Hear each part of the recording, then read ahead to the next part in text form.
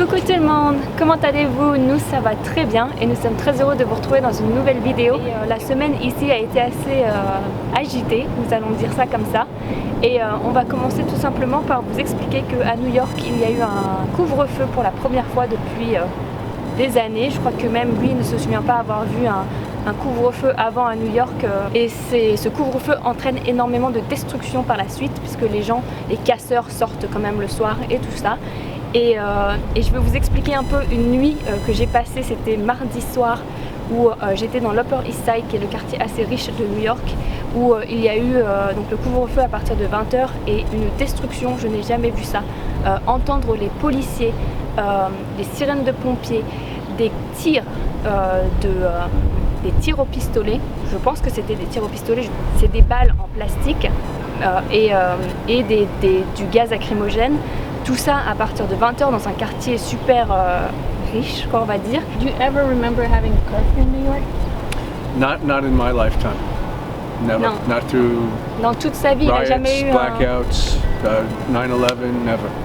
Nothing. Non, il dit qu'il n'a jamais eu un couvre-feu, même après le 11 septembre, après des attaques terroristes, après des assassinats, il n'y a jamais eu de couvre-feu. I think curfews are a dangerous thing because I understand why we had to do it because the first few days were out of control. Yeah. But it sets up like a line, so it makes it, it criminalizes the idea of being outside, so it puts the police in the position of having to arrest the people and the people to defy the police. So. Donc c'est assez, comme il dit, c'est assez dangereux de faire un couvre-feu, surtout dans une ville comme la nôtre, tout simplement parce que ça va inciter les gens à sortir et à essayer de pousser les policiers et tout ça. Et puis ça va obliger les policiers à être violents parce qu'ils vont devoir arrêter tout le monde à partir de 20h. This is a different time. This is not. I mean, I can't speak for history, but growing up in New York and seeing this over and over again, this feels very different. Oui, donc il dit que c'est la première fois qu'il voit autant on va dire, de rage, de gens dehors, et là maintenant avec les réseaux sociaux et les vidéos que les policiers ne peuvent plus s'en sortir en fait aussi facilement qu'avant. Et c'est ça qui est bien, c'est que enfin on peut les arrêter pour leur comportement brutal, ils ont poussé un monsieur de 75 ans et ils l'ont laissé par terre en train de saigner et ils n'ont rien fait pour les aider. Donc je pense que ça change, que les choses commencent à changer. Je ne sais pas si ça va changer de façon à ce que tout le monde se sente en sécurité, surtout les gens de couleur. Je ne sais pas si ça va changer pour ça, mais je pense que maintenant les policiers vont se faire arrêter pour des actes comme celui-ci, des actes criminels et vont être enfermés. Ils vont être emprisonnés surtout. You should also explain to him that, you know, it's sort of like a cake. All the recipe you have COVID. Yeah. You have the 4 years of Trump.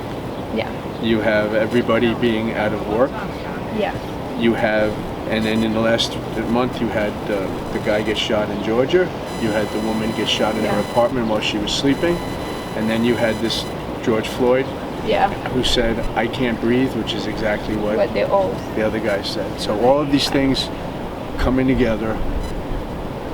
Je pense qu'il y a vraiment cette rage qu'on voit dans les rues maintenant à l'heure actuelle. C'est comme il le dit, c'est un mix de beaucoup de choses, de 4 ans de politique avec Trump qui sont interminables. On se demande comment ça va se finir. Ça va se finir en guerre civile à mon avis. Il y a donc Covid bien entendu, comme vous le savez, Covid qui a créé énormément de pertes d'emploi et des gens au chômage. Et là, ça fait 3 morts en quelques... Was it like 3 deaths in like a few weeks? 3 weeks. Il y a eu un qui s'est fait tuer en faisant du he was jogging, right? He was just jogging in the street. Il faisait son jogging dans la rue et il s'est fait tuer dessus. Down and they shot him. Brianna Tyler, elle s'est fait tuer dans son lit parce qu'ils ont défoncé sa porte et l'ont tiré, je crois, 7 ou 8 fois. How many shots did she go? They shot her 8 times. Oui, 8 fois ils l'ont tué dans son sommeil, dans son lit. Vous vous rendez compte de la folie. Et George Floyd, il y a maintenant une semaine, et c'est inconcevable qu'aujourd'hui il y ait autant de violence aux États-Unis.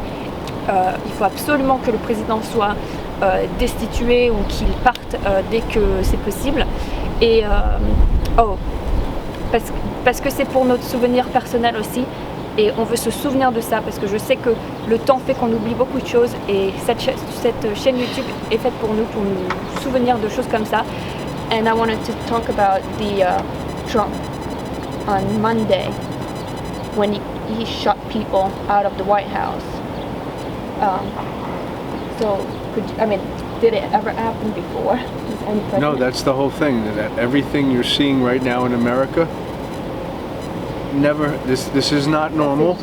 This is not who we are, and we're going to change it. Lundi dernier, le 1er juin, je crois que c'était la date, le président américain, Trump, a décidé de gazer et de pousser d'une violence. Il a ordonné aux policiers et aux militaires de dégager les gens qui veulent manifester en paix, hein. Ils ne faisaient rien de particulier. Il les a gazés pour les faire déplacer, pour les disperser en gros. Il a eu une conférence de presse où on entend les gaz, les explosions et tout ça. Et il les a fait déplacer pour pouvoir avoir une photo devant l'église où il tient une Bible. Je pense que vous avez dû le voir cette photo. Tout ça c'était pour un photoshoot à la dernière minute pour essayer de se rendre un petit peu comme s'il était Dieu et qu'il sauvait l'Amérique. Et c'est choquant, c'est choquant. Je sais pas jusqu'à où il peut aller, mais j'ai l'impression qu'il peut aller jusqu'à une guerre civile à ce point-là. Tirer sur des gens qui sont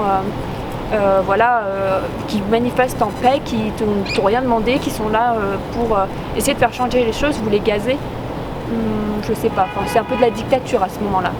Donc voilà, c'était une semaine très compliquée. On espère que vous allez bien. Il commence à pleuvoir, donc on va rentrer vite. Et on vous fait des gros bisous et on vous voit la semaine prochaine. Au revoir.